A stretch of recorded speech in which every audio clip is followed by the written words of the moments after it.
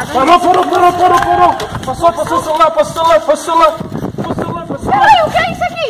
Você veio roubar com a pistola, cara? Passado. Cadê? Tá com mais alguma coisa? Não, tá aqui, caminhão, tá aqui. A chave, vamos lá. Sai daqui.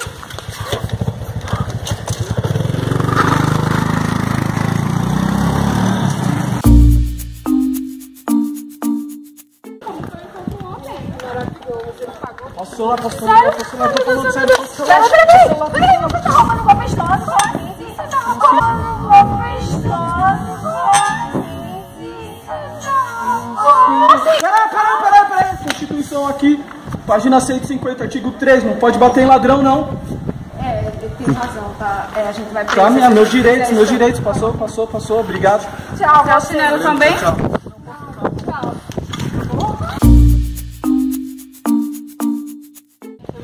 Agora pare!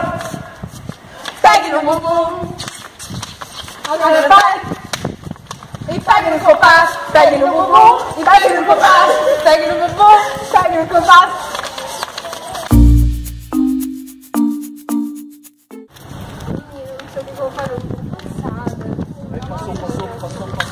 De novo? Você já tentou ver? Nossa! É meu trabalho, eu tô aqui até cedo trabalhando, eu tenho família pra sustentar, tenho 3 crianças pequenas. Preciso desse dinheiro. Eu vou vender o celular pra você. Brother ali da Depois você vai me isso. Tchau. Vocês são brother já. Tchau.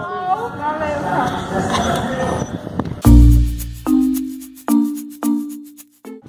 Essa semana foi Parou. Nossa! Cara, você é falha! Você vai ter por aqui. Como é que você percebeu? Nossa, ele é forte, né? Nossa! Você viu? 2 meses de academia. Nossa! Fez efeito, hein? Falei, ela veio me pedir autógrafo. Parou. Passou lá as duas. Passou lá. Peraí. Você é Camille Bárbara daquele canal, sério, não é? Claro! Passou o autógrafo daquele canal. Claro! Por favor, sou muito fã de vocês. Sério? Vídeo, qualquer dia vocês quiserem fazer Vocês querem fazer uma participação Eu trabalho no com canal? esse tipo. Fala, Camila. Beijo, seu maior fã. Deixa eu ver. Agora passo lá. Ai, toma! Depois me manda só teus vídeos que já tem coisa salva aí. Mando sim.